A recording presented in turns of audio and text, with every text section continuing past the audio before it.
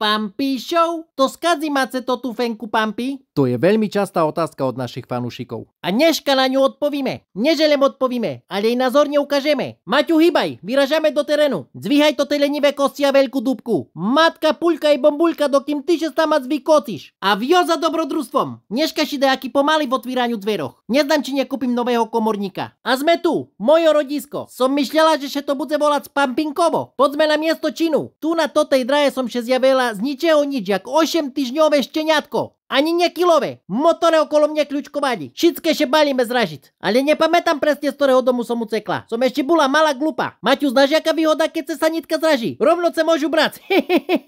No a jeden ujo strial to ten tuživý plot. A sebe všimol krásnu malú bambuľku šteniatko. Ujo zavolal do útulku, že našiel pšika. A útulek zavolal mojemu Maťovi, že či me nevežme do dočasky. Maťku, bardzo dobre to dopadlo, nie? Taká sme teraz dvojka zohráta. To za to, že me tak dobre slúchaš. Ale to je baršalená dzedzina. Každý deň, že tu dajaké psi tulajú. Utulek 6. ide zo šalic. Co keď toto je moja šestra alebo dzedo? No ale sebe predstavce. Po 2 mesiacoch do Českého Maťa Zavackého mi Utulek našiel novú rodzinu. Bardijové. Ale vytrimali zo mňu jem jednu noc.